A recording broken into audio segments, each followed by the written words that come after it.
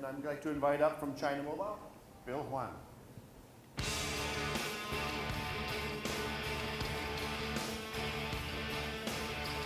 Derek?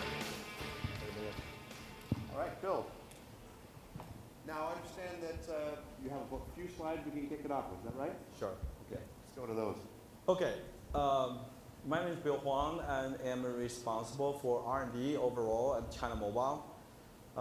Happy to be here at the Telco Council. It's, I think, my second time here. Yeah. I happen to be in the Bay Area for a personal trip, so I'm officially on vacation. So it's good to be on vacation at the Telecom Council conference. See, it's so good, people do it on vacation. Very good. So I'll kick off with some slides that I prepared, just a general introduction. So I like to focus a little bit on what's happening at China Mobile and how China Mobile operates in terms of technology and some of the forward-looking technology development at China Mobile, but in China in general. I'm sure you guys are interested in what's going on. Just a little bit about China Mobile overall information. I'm sure you guys know. China Mobile is the largest operator in the world in terms of subscriber base, with 800 million paying subscribers. So as the last count, China's overall subscriber base for mobile is 1.2 billion. And as you know, China has about 1.35 billion people, so the mobile penetration is almost to 100%, so it's like 90%. In some of the large cities, I think the mobile penetration is way over 150%. So many people, including myself, are carrying multiple handsets. Is it multiple SIM usage that gets to those subscriber numbers, or multiple handsets? Both.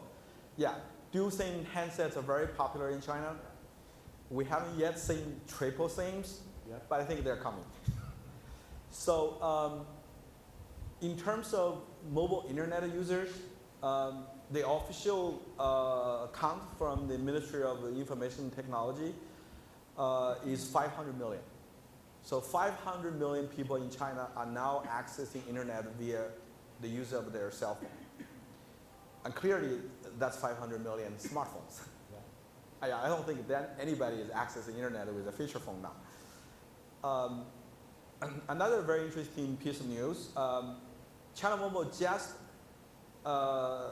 announced our, I think, third quarter report that we have officially completed the annual deployment plan of 500,000 base stations for 4G. And at MWC, or Mobile World Congress this year, we announced that, and no one believed that we could do that, but we just finished it. And your 4G technology is TDD? TDD LTE. Yeah. So at the end of this year, the forecast is not out, but we certainly will going to exceed 500,000 base stations. All right. So by now, it's covering 300 cities, 1 billion people, population coverage. So it is the largest 4G networks in the world. Our net add on a monthly basis, primarily 4G users, is about 10 million. 10 million ads. So your provisioning systems can scale? Yes. So clearly, our target for end of this year is 550 million 4G users and 100 million 4G handsets being sold. So I don't know why 50% of them not signed up. I think our salespeople need to do a little more. Yeah. So that's the general plan. So a little bit about China Mobile. So China Mobile is operating as 31 provincial operating companies. So when you talk one China Mobile, but it's actually a holding company operating 31 independent operators, well, sort of independent operators that are, financially organized as 31 companies. And each one is headquartered in each province of China. and the largest being Guangdong province, which is almost 1/6 of China Mobile's overall revenue, and almost 1/7 of China Mobile's customer. So Guangdong province alone will have more than 100 million users. That's almost close to Verizon Wireless. So and there are actually 3 provinces where the number of users are exceeding 100 million. Yeah, but Guangdong being the largest, probably by now 110, 120 million users. So the headquarter is, it's pretty standard, I think, across the carriers. So it's primarily dominated by the planning department. So I have that listed out. And the marketing and sales. So if you look at any carrier, planning, marketing, sales are very dominant in the operation. And they are the largest customer for China Mobile Research. Yeah. So a lot of our jobs, projects are originated by them. Then clearly for China Mobile, there's a very special department we call the data services. So if you want to bring any service-oriented, internet-oriented, gaming, mobile payment, so those type of services are managed by the data service department.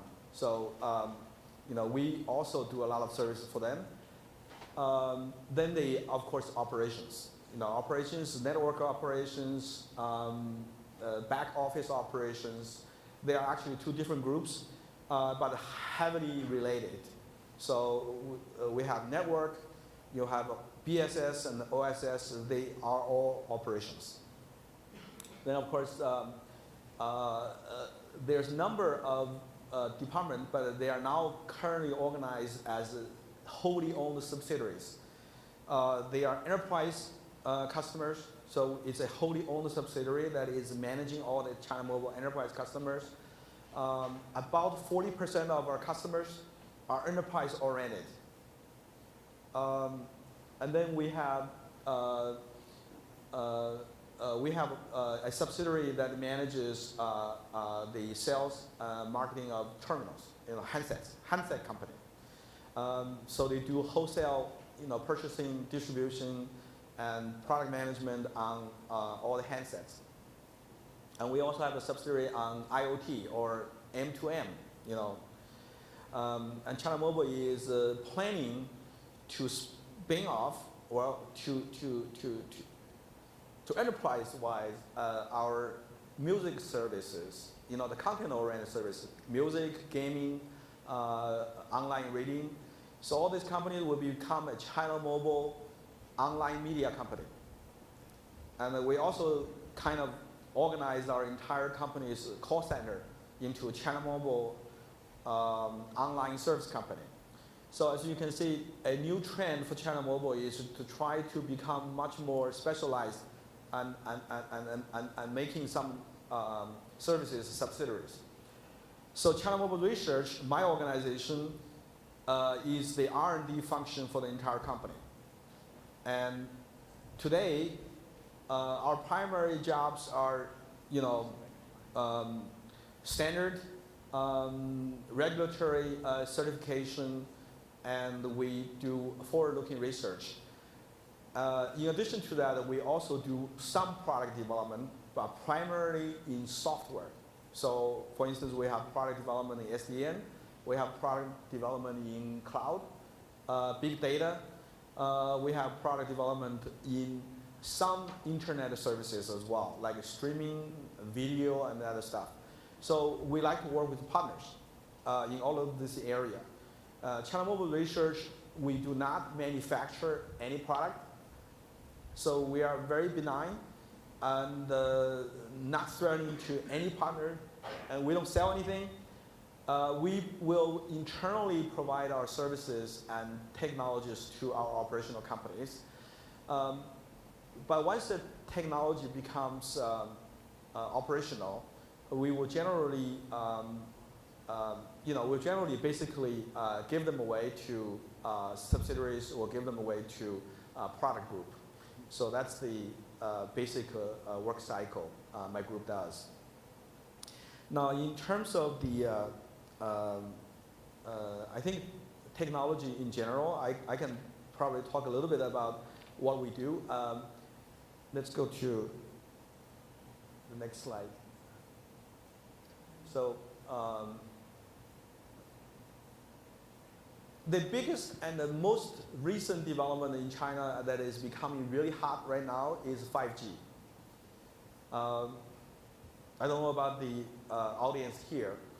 There has been already 2 national level conference on 5G. And China Mobile has recently issued a white paper on 5G. So what is a 5G? Well, people are saying, well, we just get started on 4G. Then, you know, why are we talking about 5G? Well, I think essentially there is a forecast. I think many people probably have seen the 1,000-fold increase in data traffic, and that is definitely not something to be lightly talked about, and it's happening pretty seriously. The 1,000-fold in traffic increase will probably not accompany with 1,000-fold in revenue increase. Right. So that is not going to happen. Maybe there is going to be, 2 to 3x revenue increase over the next 10 years, but not 1,000. So that means we have to build a radio that is 300 times better Yes. than what we have today, or we're going to be broke. Right. Right? The math has to come together. So how do we do that? 5G. 5G. 5G. So how do we do that in 5G? We have to get a better spectrum utilization. Maybe that's 10x. We have to get more spectrums. We go all the way to 6 gigahertz and try to figure out how to use it. 5G. Okay, 10x more spectrums. Then how do we get more? Another 10x? Probably 10x more number of cells. Topology. So or antenna improvement. Spatial. So clearly, when we do that, we have to also manage to reduce 300 times of the unit cost per bit. Okay, so I've been asked about what would be the future cell look like. I can tell you 2 extreme trends. So the first trend is Cloud RAN. In other words, making base station extremely large. Today base station, generally speaking, covering 3 sectors, right? Your baseband product. So today base stations are generally, distributed. You have a baseband unit, and then you have several remote radio unit or RRU. In the future, in a Cloud RAN, you will have a baseband unit that is huge. And it'll probably be hundreds and thousands, if not tens of thousands of sectors. So potentially you have one very large CRAN or Cloud RAN that will support 1 million subscribers, right? That's already a switch, a network by itself, one base station. And it will, of course, support hundreds, if not thousands, of remote radio units. And the remote radio unit will package and backhaul RF signals via fiber, or sometimes via visible laser or microwave to the cloud. So this would be the first type of base station that we're looking at over in the next 10 years. The second type would be what I would coin as single chip base stations. And a popular word for it is small cell. So they will look like some grown-up Wi-Fi. And very likely that it will be integrated with Wi-Fi. So you have a single chip that provides 4G or 5G functionality plus Wi-Fi functionality. And a popular extension would be running even 4G or 5G technology on Wi-Fi spectrum. And these kind of femto cells will perform better because they'll be also attached to the cloud reactor? Correct. The cost per bit for this type of device would be substantially lower than a macro base station. but of course they solve different problems. A macro base station would have 10,000 times more coverage, but 10,000 times less capacity, and vice versa. A small cell will have 10,000 times more, spectrum capacity, but 10,000 times less coverage. But working together, I think that will become the next generation thing. So clearly, if you talk about the next mobile technology, you talked about extremely heavy-duty use of fiber optics.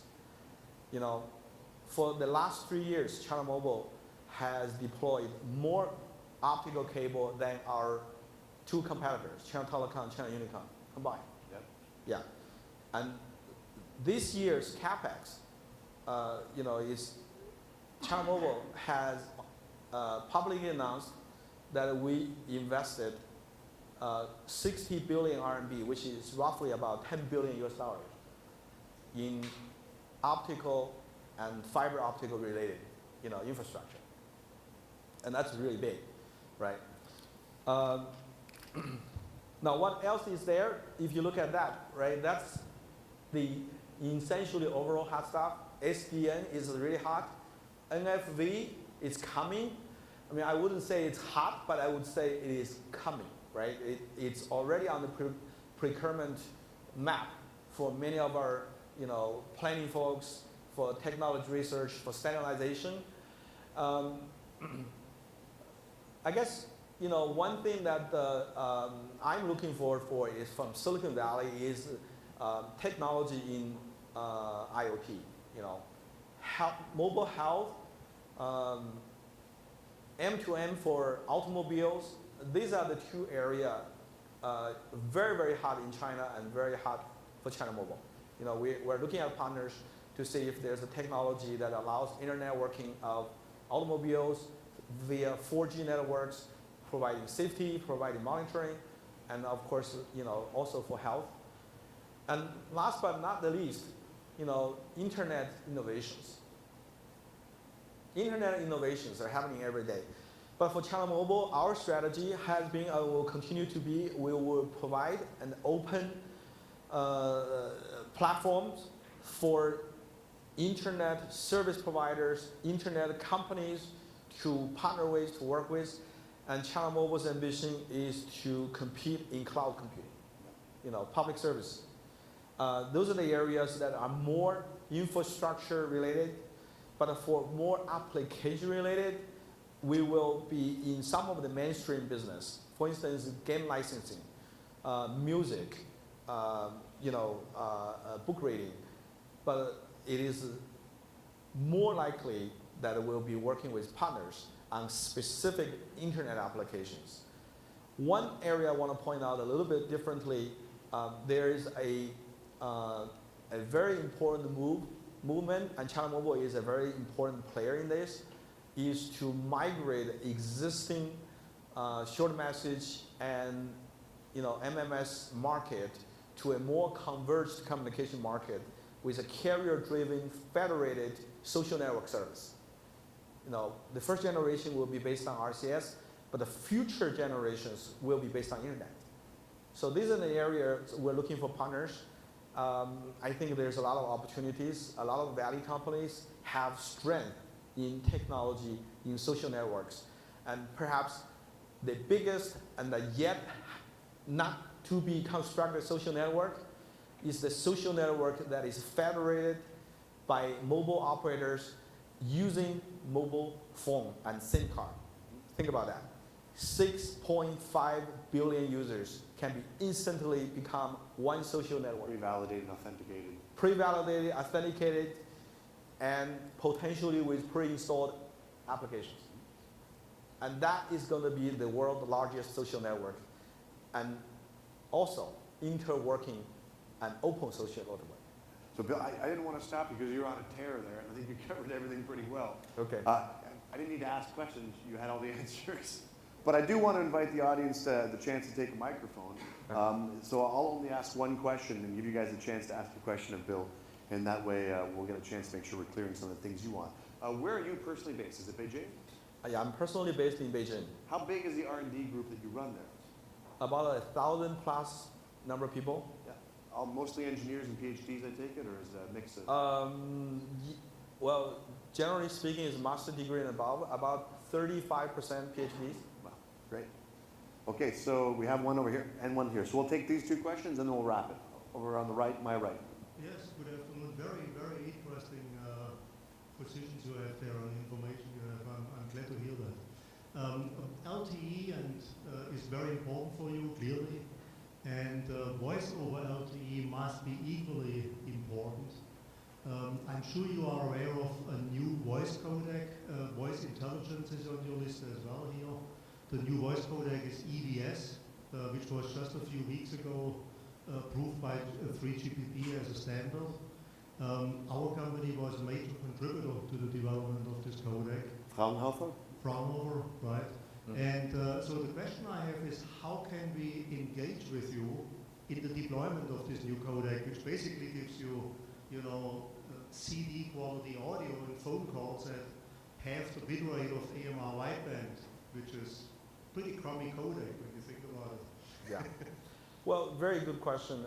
First of all, we absolutely are looking at a VoLTE as the next generation evolution of the voice service.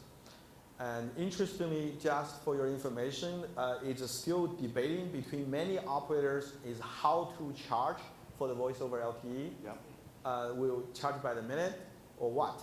So we are considering not to charge VoLTE. Basically just as data traffic. Right. So to that end, then we wanted to look for codecs that can offer the best quality, not the best compression, right? The best compression doesn't buy us revenue. We want to offer the best quality. So clearly, some of the newer, codec that we just mentioned, the EVS, yeah, is currently IETF standard. Okay, so it's not a 3GPP standard, so there needs to be something that we can. He says it is as of. It becomes, yeah. So if it is becoming a 3GPP standard, then it becomes much easier to be accepted into the operator and the carrier domain. So you mentioned, Bill, you want to offer good quality voice to increase revenue. Do you see an option for charging like a surcharge for high quality voice over normal voice, or do you think it's just something you'll bundle into the service? I think it would be bundled in. It's possible there could be a, sign-up fee. Yep. Right? Yeah. Otherwise, I think the overall trend, personally, that I see, is operators will eventually get out of the business of trying to make money or create a business model around voice services. Let's take our final question and then wrap up. Hi, Said Amidi with Plug and Play. Mine is a little bit more business question.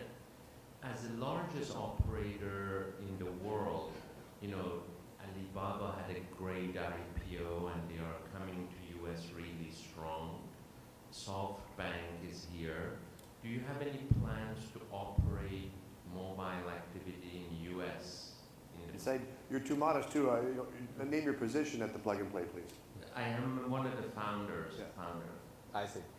Well, Alibaba had just a wonderful IPO. I mean, a lot of Chinese investors are crying and saying, they missed the chance of investing in Alibaba. So China Mobile does have an international expansion strategy, but so far I don't see, U.S. expansion, which I think personally, I lived in the U.S. for many, many years, and now I lived in China for almost 8 years. I was in the U.S. for almost 20 years. I think the U.S. market needs a China Mobile alike operator who cares about their customer. I love controversy. Go on. I live in Saramong, and I called my operator, I wouldn't say who, for years. I don't get any improvement. Okay, I'm sure my neighbors don't get any improvement. The problem is, I think the U.S. population are very dispersed, and the operators maybe are competing too much. So at the end of the day, the quality of the mobile service in the U.S. suffered, right? It's not that good. Now, having said that, it's very unlikely China Mobile will come to the United States. Well, SoftBank came, so. SoftBank came, and I admire Masayoshi Son-san, and he's a very good friend of mine. I think he will rock the boat a little bit. You know, it's just unfortunately that the spectrum that he has, it will be great, you know, for short-range coverage, but not necessarily, you know, that he can improve remote coverage. But what the U.S. need is better coverage overall. Yep, agreed. Fewer drop calls and better quality of voice would be a welcome addition, I think. Yeah. So with that, we do have to wrap up. Bill, thank you so much for having this conversation with us and sharing with us your vision for what China Mobile will do. Thank you very much.